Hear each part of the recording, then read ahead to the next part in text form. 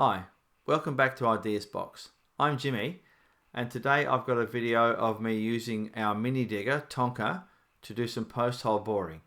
I tried modifying one of the smaller post hole augers from our petrol post hole borer, and well, you'll see the results. Also, I had to find a grease nipple because one of them fell out. So let's have a look at what happens there. You'll see I've had to overcome a couple of small obstacles, and we did eventually get fencing done in the end. Alright then, let's get into it. So today the plan is to fence in part of our orchard here. We've got a few fruit trees in there. We're going to fence around that and then up to the perimeter fence and let the llamas in there, but as soon as it gets to the right time of year, we're going to fence across between kind of there and across to here. So we fence off the orchard, so we'll have another grazing paddock of native grasses and plants for the llamas. I'm about to start doing some post holing with Tonka here, and I've made an adapter so that I can use the slightly smaller diameter post hole borer with Tonka. That's the actual auger bit is off of the petrol post hole borer, but I want a slightly smaller hole, so I've made an adapter. And I was greasing Tonka, as you can see from the grease gun down there, but I've encountered a bit of an issue. I don't know if you can see in there, that grease nipple's fallen out, God knows where. And the main issue I've got is that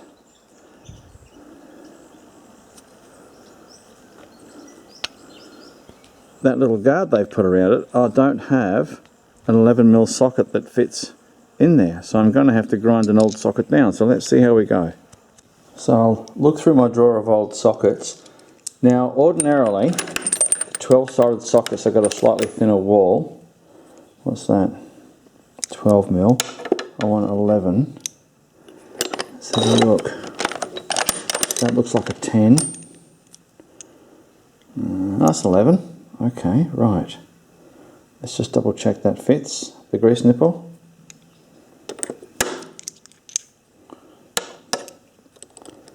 Yep, okay, that fits. Oh no, that'll be fine. I'll grind that down till, I'll go and work out what diameter that bit of tubing is, the guard, and then I'll grind that down to suit.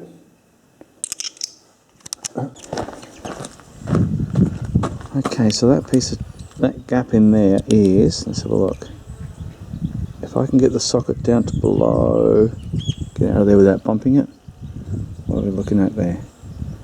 Alright, so that's 15.5, so if I can get the socket down to 15mm, that should fit. Just one quick thing on verniers is I like these slide verniers. The dial ones are pretty good too. Not a super big fan of the battery verniers, the digital ones, because when I worked at, I won't say the name of the company, I was working in a machine shop, and the tool setter for one of the machining lines had set parts of a broach pack, so each set on the pack would be, I don't know, a couple of maybe 20 or 30 microns, and then you would set each one so that as the broach pack came through, you know, each one was set slightly higher. And the tool setter went away to smoke or lunch. When he came back, it had been almost closed up, and when he turned it back on, it zeroed there. So all the ones that he set were out. So when it dropped, the second half of the broach pack that he set was set about 0.5 millimetre to 1 millimetre too high. So the broach pack got halfway through the part and jammed, and it took us, I don't know, probably about half a day or maybe a day to get it apart and get it fixed. Anyway, so I like these ones here. They're quite easy to read. I'm not going to go through how to read a vernier calipers, but I like these ones. I think they're the simplest and they're easy enough to read, and they're fine for my purposes. But let's get on with grinding this socket down to 15mm. So this socket is 16 point, and then you look along there and you line up the, so it's 16 point, about 1.5 I reckon, because the 1 doesn't quite line up and the 2 doesn't quite line up, so about 16.15 millimeters. I've got to get it down to 15, so let's see how that's done. I'm going to spin it on a tack screw gun just so that it's got some chance of grinding down fairly round.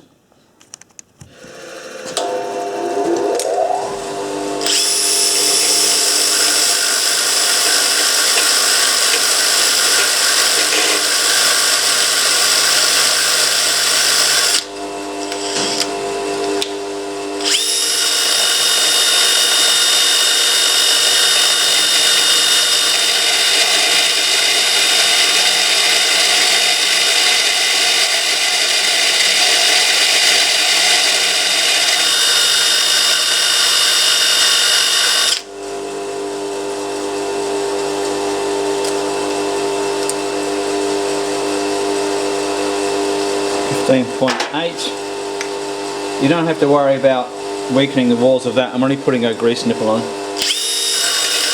And I've got it turning so it's coming up against the wheel.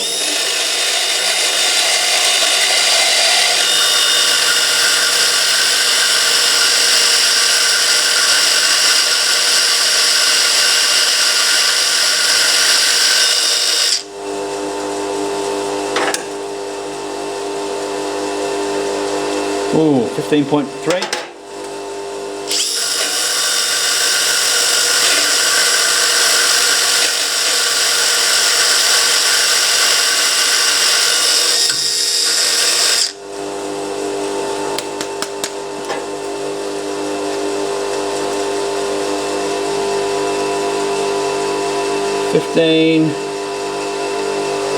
Oh, 15 exactly, how about that? Alright, let's just check see if it's parallel. It may not be. Well, not too bad. Let's go and see if it fits. Right, let's see if that fits in there. Yep, it does. Let's see if it fits in there far enough. Oh, I think it will. It's got grease on the end. Let's try putting that grease nipple in. Try starting that first. No. Oh yeah, there we go. It's a bit of a fiddly job, this one.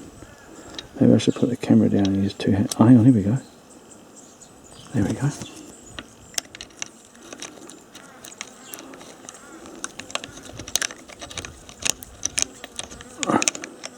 Nope, it's not working. Alright.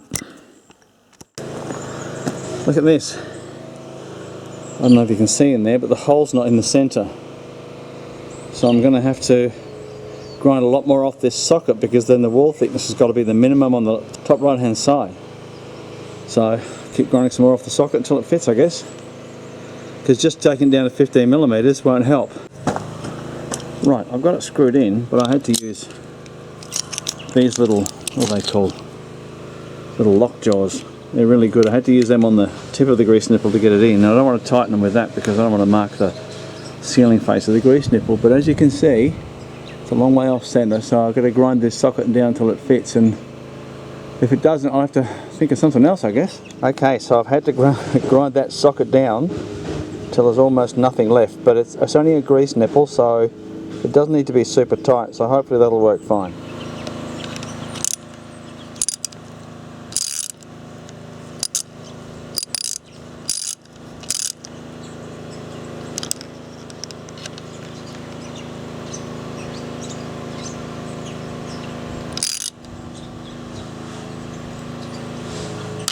Right, that's it. I think that's going to have to be it, because I reckon that's the socket jumping off. But it's tighter than it was. Let's whack some grease in there now and see if it doesn't squirt out. Fix this grease nipple, because all the other joints are greased kind of directly. But this one here greases this pivot here. And the only way to get the grease there is through an internal line from that grease nipple there. So as you can see, what I'll do is I'll grease it again after I've used it, after it's had a chance for that grease to move around a wee bit. Had to grind this socket down a bit more, but as you can see, the walls got so thin they've given way. So that's that socket knackered. So if I ever need to replace that grease nipple, I'm going to have to, I don't know, maybe cut this collar off and then have a little bolt-on cover, because I've seen bolt-on covers before. That's not the end of the world. It only takes you a second to take them off. Right, that might have to be it. So I've done the first post. It goes about 500 in the ground and then 1300 up. I'm going to cut that top off, that one where it's a bit ratty, and then where those star droppers are, I'm going to put 4 more posts and then one at the other end for a gate. Earlier in the video I showed the brilliant idea I had for making the adapter so that I can use the post hole augers from our petrol post hole borer on the excavator. Well, not every idea I have is a good idea. I think Walt Disney once said to one of his employees, he said, "Oh, I've got a good idea," and Walt Disney said, "Well, let's hear it, I'll tell you if it's a good idea or not." That has just screwed clean off of there, and if you look at that, it's quite thin-walled. I reckon I can probably just cut that down to the first weld. I'll cut it down to there and then I can weld it myself. I'll probably cut it down to there, so I'll take a couple of inches off of that, but that's not the end of the world. And I'll sleeve that and weld it back together, and yeah, probably won't use it on the excavator again. What caused it was it hung up on a pretty hefty tree root, and yeah, just twisted it. And I thought, well, maybe I can finish this hole, but no, I didn't even get the hole finished. It just twisted it clean off. Never mind, you live and learn. So I went back to using the auger bit that came with the hydraulic auger for the excavator.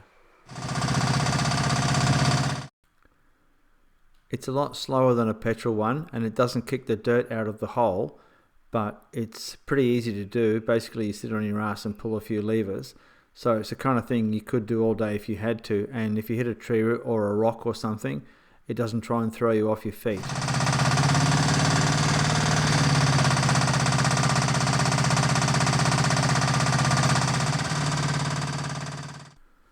What I do is I lift the auger out of the hole every now and again and shake the dirt off it. So by the time you've done that 3 or 4 times, usually there's not much dirt left in the bottom of the hole.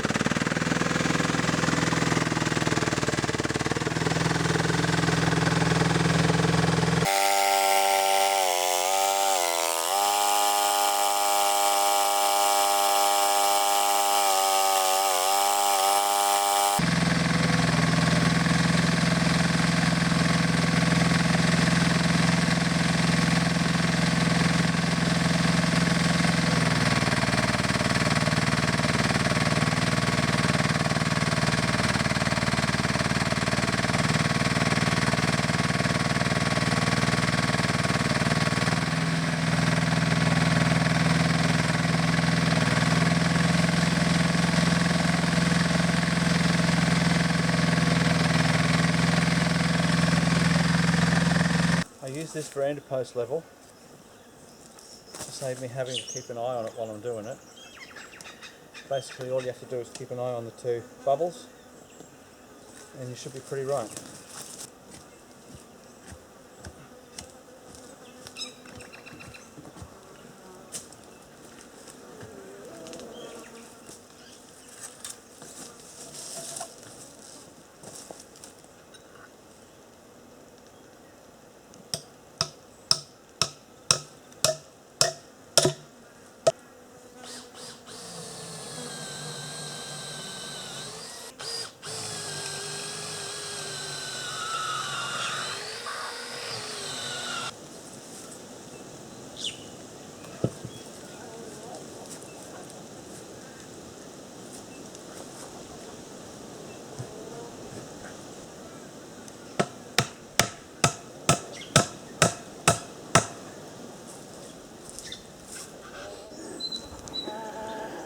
Okay, that's that section of fencing finished. So the new section goes from our chook yard there down around the outside of our orchard. So I'm going to put a steel gate in there tomorrow, and it goes up here, up towards the corner there.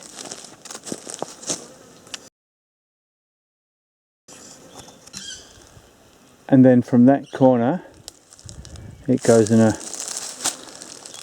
straight line to our boundary fence, which I've also put a box strut there to take the strain on those wires. The llamas can have this in here to graze through. We've had a check, there's no specific native plants any endangered native plants in there. Just lots of these grasses, what we call winter grass here, because that'll all die off in summer, so the llamas might as well eat that. There's plenty of shelter, and I'm going to leave part of that fence over there down into their yard open so they can get back through to their water until I've sourced water for this side. I've used star droppers between the wooden posts just to hold the strain on the wire so the llamas can't push through. I'm not a big fan of star droppers, but we've used them here because we're hoping to cover this orchard in, which is why I've left this post here so tall. We're hoping to cover this orchard in, so we don't know what sort of posts are going to go there yet, so we can always pull the star droppers out and put wooden posts in. That's easy enough. So that's the reason for the star droppers, not because I'm slack, but because this fence, portions of this fence might not be permanent. That's the repair I've done on that. I won't touch that because that's hot. So I've found a piece of water pipe that's that diameter, the same diameter as there. So I've just cut it so that it was nice and tidy, and then just sleeved that and then welded it all the way around. So hopefully that works, and I won't use that on the excavator again. I've had to cut that much off, but what's that?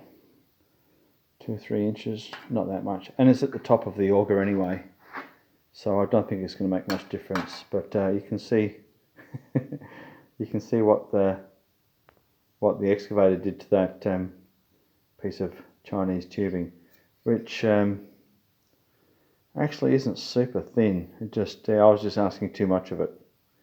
But there you go, you live and learn. So it's repaired now. So I'll just use that on the petrol post hole borer. I'll take that adapter out. That's probably still hot. So there you go, all fixed. Alright, thanks for watching.